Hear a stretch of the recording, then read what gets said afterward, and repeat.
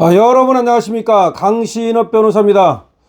자, 우리 김민수 최고위원 인스타 소식 전해드리겠습니다.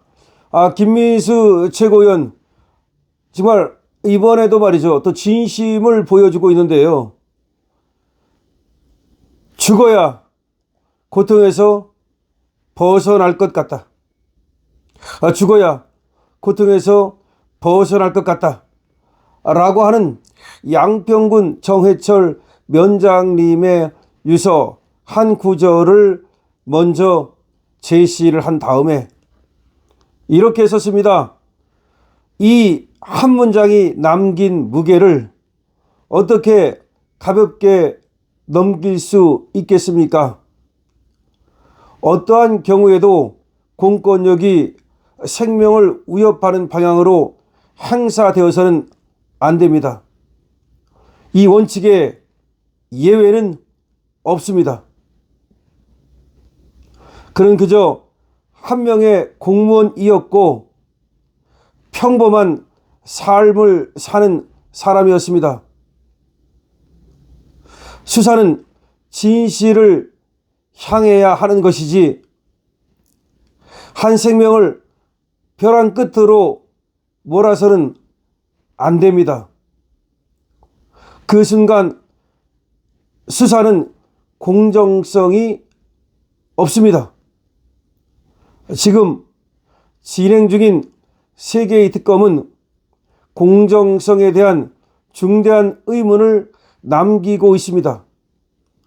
지금 필요한 것은 결론을 정해놓고 밀어붙이는 특검이 아니라 특검에 대한 점검과 중단입니다. 이재명 정부는 국민의 목숨을 앗아간 비극 앞에서 책임 있는 판단을 해야 합니다. 그것이 최소한의 책임이며 같은 비극을 반복하지 않는 길입니다. 국가 권력이 한 생명을 끝까지 몰아붙였을 가능성 앞에서 침묵을 지키는 것은 중립이 아닌 방관입니다. 우리 김민수 최고위원이 인스타에 이렇게 썼습니다. 정해철 우리 양평군 단월 면장님의 극단적인 선택, 그리고 그 당시 썼던 유서가 발견되고 그 안에 죽어야 고통에서 벗어날 것 같다 라는 글이 들어있었는데, 이 글과 관련해서 우리 김민수 최고위원이 그야말로 저 마음 깊숙한 곳에서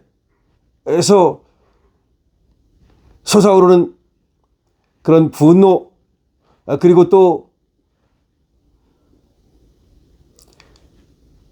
정해철 위원장님의 죽음에 대한 유감, 슬픔, 이런 모든 것들을 담아서 이렇게 인스타에 글을 썼습니다.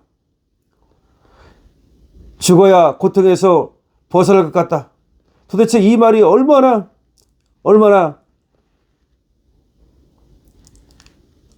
무거운 말입니까? 우리 김민수 최고위원은 이 한 문장이 남긴 무게를 어떻게 제가 가볍게 넘길 수 있겠느냐고 묻습니다. 수사라고 하는 것도 다 살자고 하는 것이고, 다 사람의 생명이 있고 나서 수사도 있는 것인데, 수사는 진실을 향해야 되는 것인데 오히려 한 생명을 벼랑 끝으로 몰고 가고 빼앗는 쪽으로 갔다는 겁니다. 오늘 조은석 특검이 종료됐습니다. 이제 민중기 특검도 종료됩니다. 우리 정해철 위원장님의 목숨을 앗아간 특검은 민중기 특검입니다. 이 민중기 특검 놈들, 지금 수사관들이 지금 고발이 됐습니다. 그런데 자기들은 지금 발뺌을 하고 있습니다. 그러나 유서에 분명히 강압사가 있었음이 나타나고 있습니다. 그런데 이게 수사관 몇 명만 책임질 일이 아닙니다. 이건 당연히 민중기 특검이 책임져야 됩니다. 민중기는 더군다나 말이죠.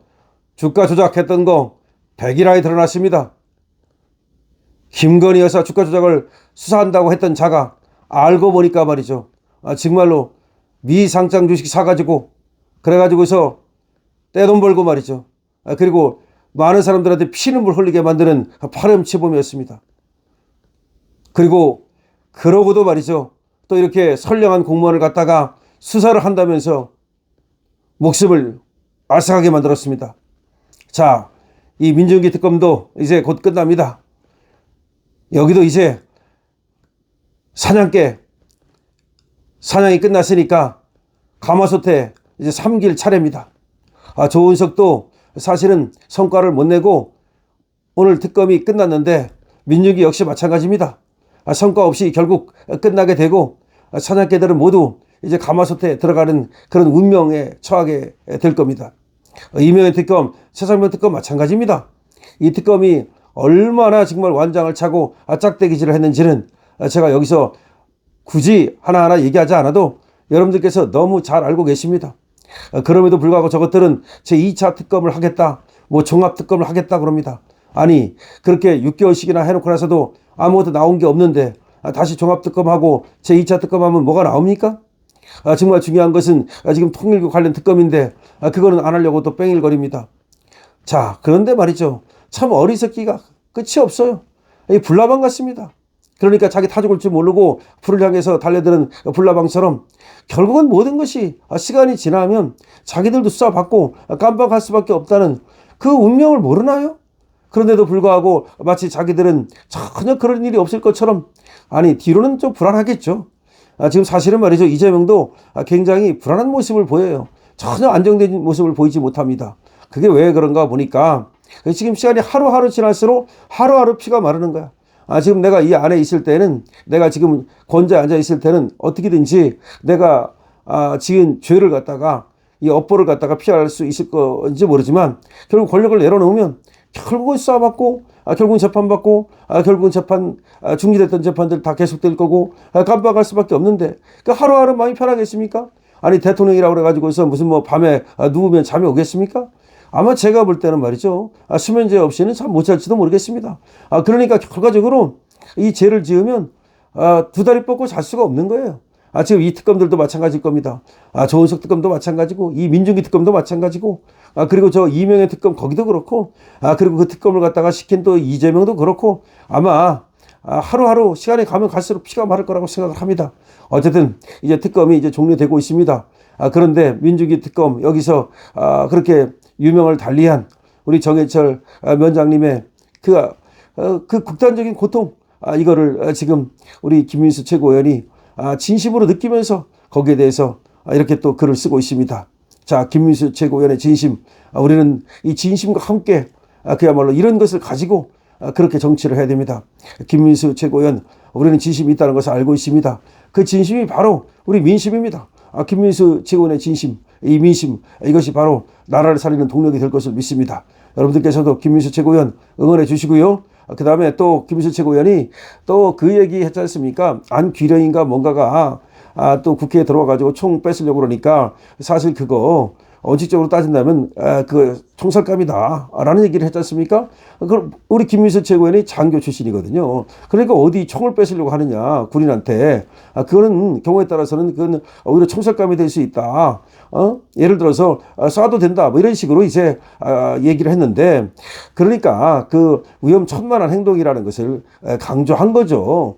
그런데 그걸 가지고서 뭐 지금 김민수 최고위원을 갖다가 다구리 치는 놈들이 또 있는데 저쪽에서 말이죠. 그러나 신경 쓸 필요 없습니다.